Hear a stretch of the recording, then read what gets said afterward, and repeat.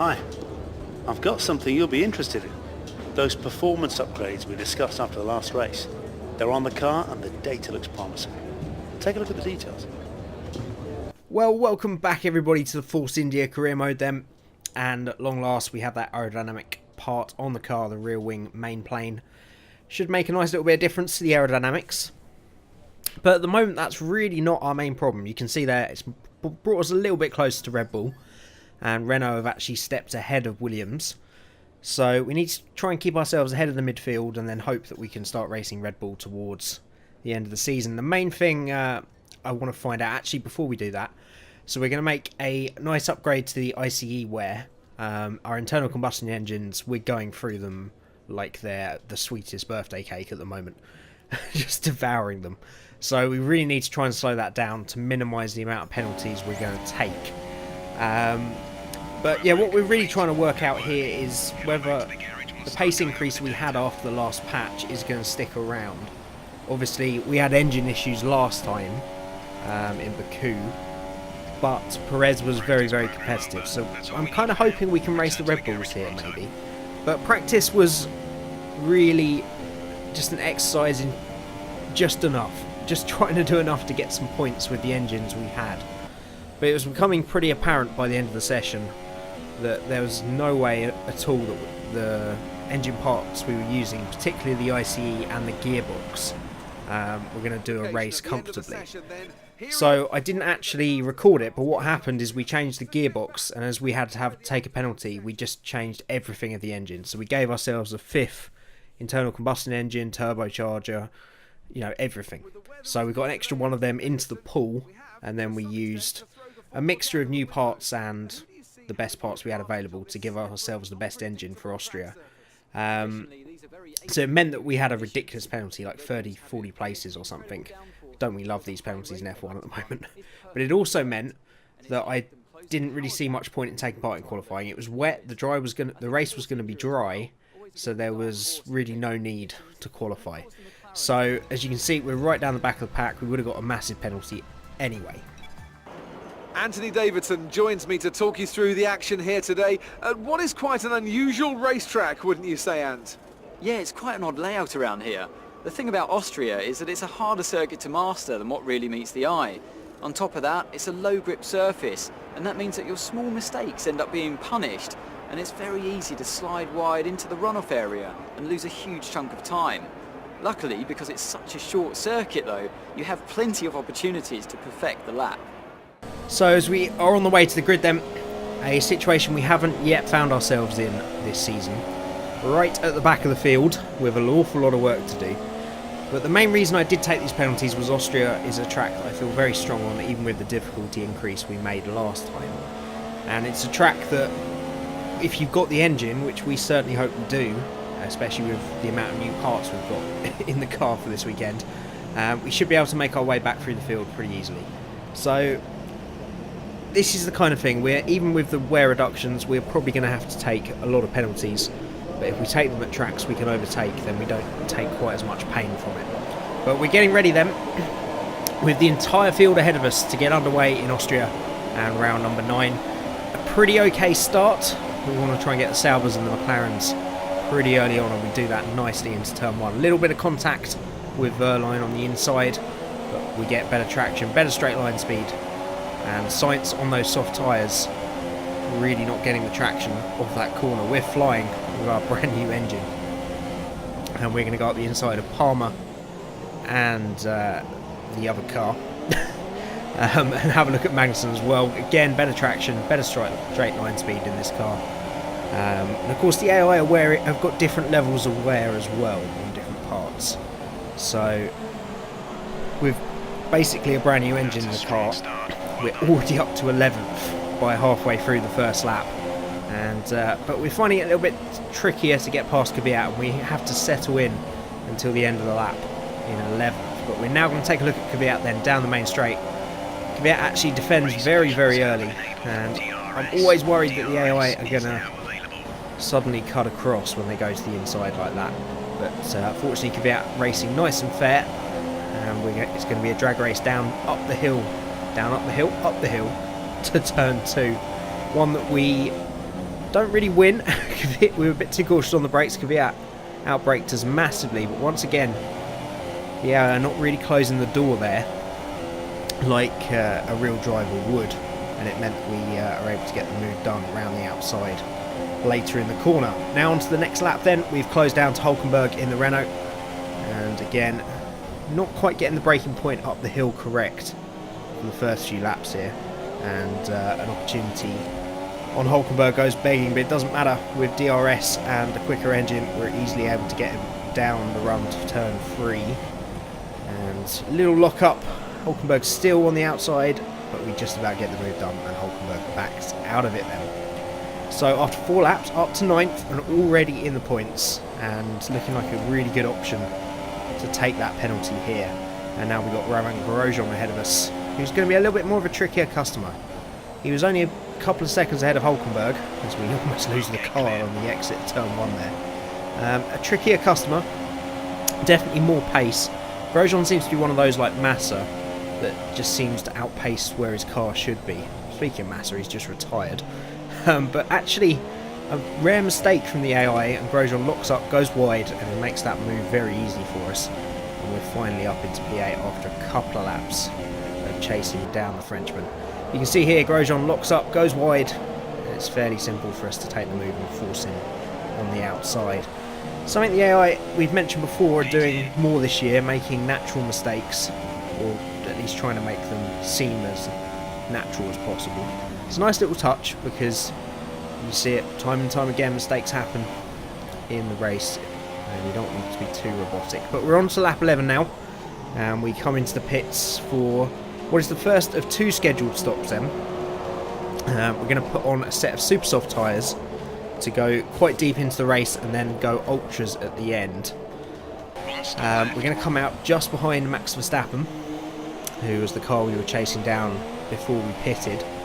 So we're on the slower compound, so I don't expect us to catch Verstappen in this stint. The 2 options for the strategy were a 1-stop, starting on the ultra softs and then putting the soft tyres on till the end, or a 2-stop, which involves 2 sets of ultras and 1 set of super softs. The 2-stop was incredibly close, only a couple of seconds slower than the 1-stop.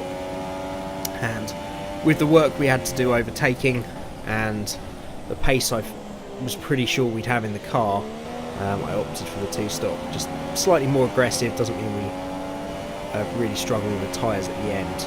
But you can see Perez has got the soft tyres on and is quite clearly going for the 1-stop.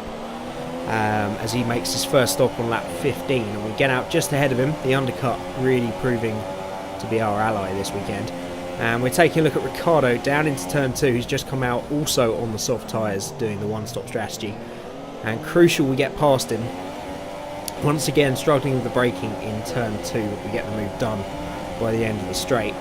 As we move on to lap 15 now then, a few more cars in the pits. The front runners are a real mix of 1 and 2 stops. You can see Hamilton ahead there on the soft tyres, clearly doing a 1. Verstappen just ahead of Hamilton is on the same strategy as we are, on a 2, but Verstappen has put the ultra softs on for the middle stint, and we'll be going on to the super softs for the final stint, so we just about keep it in tow. And normally we wouldn't dream of trying to overtake a Mercedes, but with the tyre delta we have and the improved pace this Force India seems to be having, we decide to try and get the move done. And Hamilton tries to fight back on the outside, probably thinks better of it. And you can see Sainz here, who hasn't stopped yet, holding up Verstappen, and this is our opportunity to try and get past Max Verstappen, as we're on the same strategy as him, as Ricciardo actually pulls out of the race with an engine failure. No luck for the Australian. There's no luck in real life at the moment, and no luck in this either, it would seem. But we run a little bit wide there, trying to get close enough to Verstappen to get the toe down the main straight, and it actually allows Hamilton to come back down the inside. And I think we try and fight it again round the outside and just about keep the car within track limits and within the realms of traction, and get that move done. And it means that we're onto the back of Verstappen again. Perez behind us has actually got past Lewis Hamilton. So once again, this Force India really proving that for whatever reason that patch has has put it right up with Red Bull in terms of pace, and we're going to try and take a look down the outside of Verstappen, but the classic boxed in scenario there as we got too close to Sainz and had nowhere to go.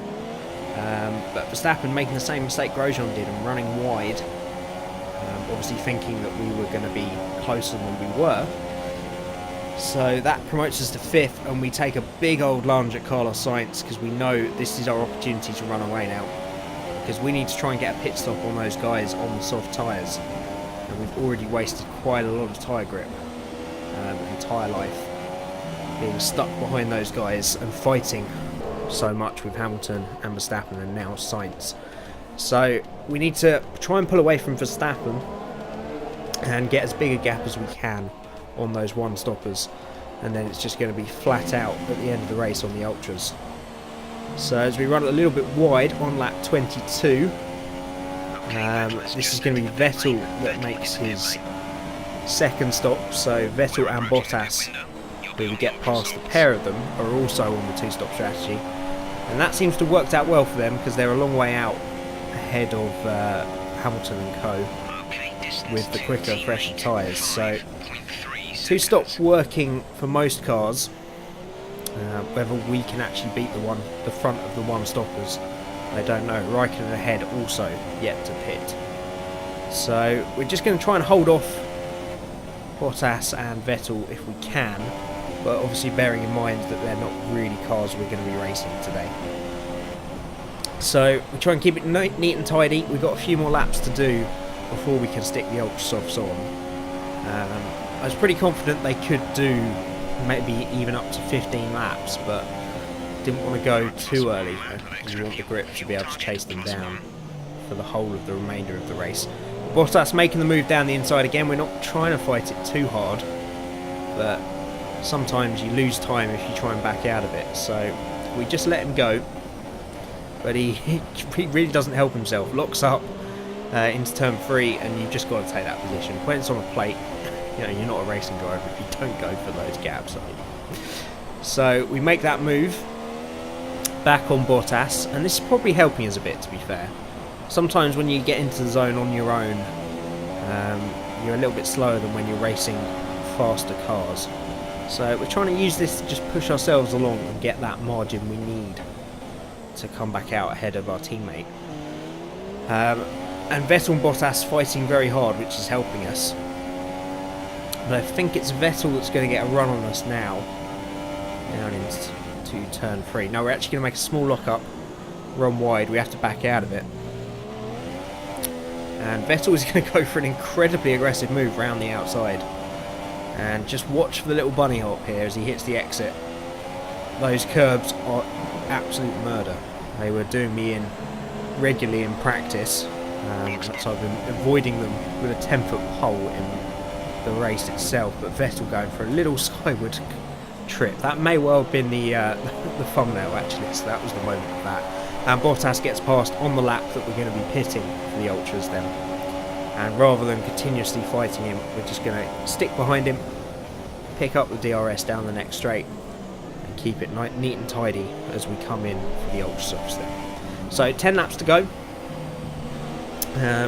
Should easily be within range of the ultra softs, and it means that we can push as hard as we like between now and the flag. So Hamilton gets past. The guys we're actually racing are going to be Verstappen and our teammate Sergio Perez. And you can see Verstappen just going through there ahead, and Perez is about 4 or 5 seconds ahead of Verstappen. So Verstappen wasn't really keeping to the delta, which was a bit weird. Almost caused an accident with me and Palmer behind, and we almost lose our front wing on Verstappen. For some reason Verstappen just wasn't keeping to the delta, and we lost a little bit of time. But we should have the pace to charge him down. We're of course on the quicker compounded tyre now anyway. And Verstappen's been struggling a little bit all race, to be fair. He's not quite been on the pace of the front guys, which is very apparent considering Perez is ahead of him. Which he really shouldn't be, but that's a talk for another time, as I trip over my words and we don't trip over Verstappen down into turn 1 and get that crucial move done and now we've got 8 laps to close down our teammate Perez. I think the gap is around about 8 seconds at this point, but we're lapping a couple of seconds a lap quicker on our ultra softs compared to Perez on very used softs. But it takes an awful long time, and we're going to have to go all the way up to lap 34 before we finally get on the back of our teammate. The delta closed a little bit towards the end of this stint, just with the ultra softs losing that ultimate grip, but we're going to make that move a little bit gung-ho. Perez has to take avoiding action, but you know nowadays if you're a Force India driver, the one thing you've got to do if your teammate is steaming down the inside of you is not hit them, because they have a slight issue with this of recent times, to the point that they're not actually allowed to race anymore. But no such team orders today, and as we go horribly wide in the final turn, we just about hold on to come home in a great 5th place, and one of the best recovery drives I've had in this game, to be fair. Coming through from 20th, we made up many positions in the opening couple of laps, and that really meant that we could stick to our strategy for the rest of it. Kimi Räikkönen takes the win from Sebastian Vettel and Valtteri Bottas, meaning that things close up once again in the Drivers' Championship.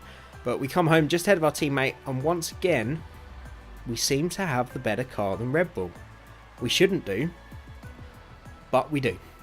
Now we've got to bear in mind that there is sort of a discrepancy between the sort of bar graph of team performance and the actual on-track performance, because certain areas can suit certain tracks. So we might see Red Bull coming back, especially with Hungary coming up soon. That should be a track that Red Bull should be very strong. But for the moment, we've got a good chance of closing them down.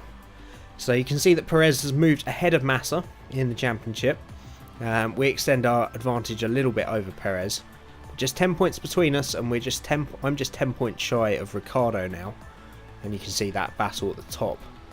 Just 5 points covering Raikkonen, Vettel and Bottas, with Hamilton a little bit of work to do. And as we take a look at the constructors then, you can see we continue our dominance in 4th, and a very real chance of closing down Red Bull by the end of the year. If these kind of performances stay, then I really think we could be the 3rd quickest team by the end of the year, if we're not already. So all in all, a pretty good race. Definitely enjoyed coming back through the field, and it was necessary. It means that we've now got a fresh gearbox in, and we have a 5th set of engine components that we can now distribute between now and the end of the season. We did also make, which I don't think I showed on screen, we made another update in the R&D to the gearbox wear. So we reduced that, so our gearboxes should wear a little bit less. That coupled with the internal combustion engine upgrade, hopefully we won't be going through those components quite as quickly. But that's going to be it from round number 9. I hope you guys enjoyed it. Do leave a like and comment if you did. Subscribe if you haven't already. And I will see you next time out for our home race in Great Britain. Bye for now.